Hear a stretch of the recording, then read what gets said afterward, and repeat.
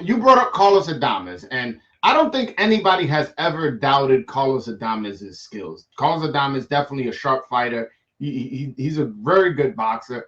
And the only critique I've seen of him is that, and if we're being honest, he'll gas out. Like, a lot of times he'll be winning the first 4, 5, 6, 7 rounds, and then he'll get tired. And I call that the Dominican curse, because Dominicans, we're known for winning the first 5, 6 rounds and then getting tired and either getting knocked out or losing a fight on decision, not because not because they're the less talented fighter, but because they got tired out. And you having a background in strength and conditioning, is that a point of emphasis with Carlos Adames? Sure. I mean, to me, Carlos is one of the most talented. I've been around a lot of fighters, and I've been in a lot of camps. I've been in camp with Manny Pacquiao. I've been in camp up in Big Bear with Canelo Alvarez. I've been around a lot of talented fighters. I've been in a lot of camps. I've been in camps with Sugar Shane Mosley up in Big Bear, where I lived with Sugar Shane Mosley for maybe 4 or 5 months. What did you do for Shane Mosley? I was up there. I had Robert Guerrero training up there with him, who was sparring. Stuff like that, and at that time we all worked together and sparring and just living together in kind of a camp house. I had Jose Salaya at the time, that was #1 in the world. That, like I said, I took him. He was a 2000 alternate on the Olympic team. I was his head coach, and in fact, he was signed by Shane Mosley. So Shane Mosley was actually his manager. That's interesting. Training him. So we were all together. So like I said, I have a wealth of experience of being in camps and so on and so forth.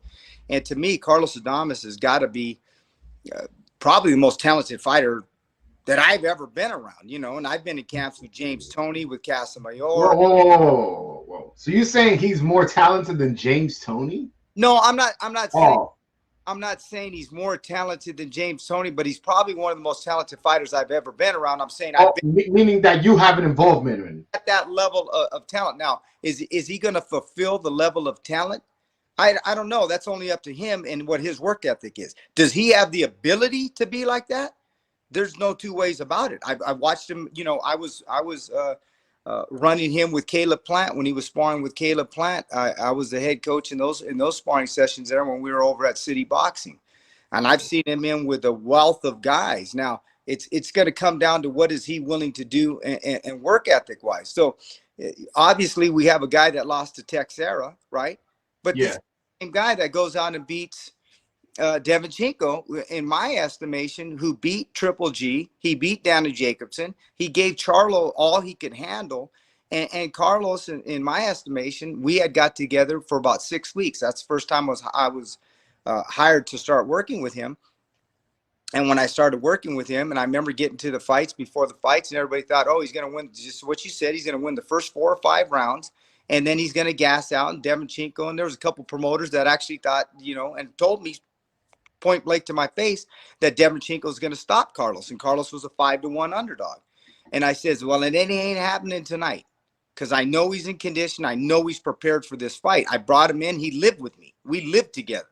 So for those, we lived together day in and day out. I was with him 24/7.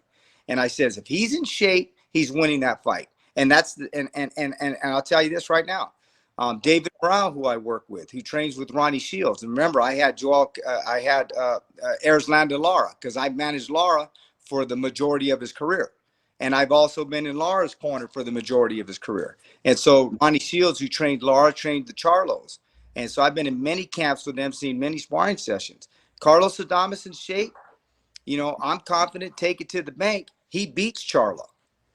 He's in shape, beats Charlo. Now, I'm loving that energy. Opinion, and that's fine. That's my opinion. I've seen Charlo over 1,000 rounds sparring Lara, and I know if he's in shape. I'm loving this here. But so do you think Carlos Adames has the work ethic, has the discipline to come in shape? I'm going to tell you something. Okay, this is a private conversation I had with Joel Diaz, but I'm going to share it with you guys. And Joel Diaz told me the same thing. He says, Bob, he says, do you have Carlos Adames now? And I says, yes, I do. Well, he put out his hand. He shook my hand. He says, well, good luck. And I says, wow. He goes, let me tell you something. One of the most, same thing I'm saying. He goes, one of the most talented fighters I've ever been around. But no work ethic. So good luck. You got your hands full. Now, that said, I haven't had one problem with Carlos Adames, and I can only judge people off the relationships that I've had. I mean, everybody says, oh, this guy did this and this, everybody has their side, the other side, and the truth. Now, Yeah. I don't know, maybe it was the case with him, but it has not been the case with me. Carlos, we're going to go run this morning at 6 in the morning. Okay, we're going. Carlos, we're going to go run tonight at 9 at night. Okay, we're going. Carlos, this is what you're going to do today. I haven't had one problem with Carlos Adames. And he runs just as hard and trains just as hard as Puello and Garcia and Rosa. Let me tell you something. I put his training commitment on parallel right now with anybody. If it's 20 rounds, 30 rounds, it's 30 rounds. If it's sparring 12 rounds, 3 guys, it's 12. He's doing everything I ask of him. And I told him, if you do what I'm asking you to do with your God-given talent, you have an opportunity to be a Hall of Fame fighter, not just a world champion, a Hall of Fame fighter. But it's up to you and your commitment and your dedication, because I said, Carlos, I said, look at me. You see my nose? My nose is broken. And like they used to say, hey, man, you got a broken nose. You a boxer? I says, yeah, I box. I said, in the old joke, you're a shitty boxer. Look at that nose of yours. Right? I said, guys like me would have dreamed to have the talent you have. And God has bestowed this blessing on you. And you have one thing you got to do. Work hard. So sometimes boxing is so easy, it's tough, It's so easy, it's tough. Get up and do your own work. Eat the right food. Get in the gym. And for him, he's got all the talent. If he does those things, no doubt he'll be a world champion. He can go down as a Hall of Famer. There's no doubt in my mind. I'm excited. I didn't know his I guess potential was that high. I've obviously knew he was a talented fighter, but the way you making it seem, you get me excited.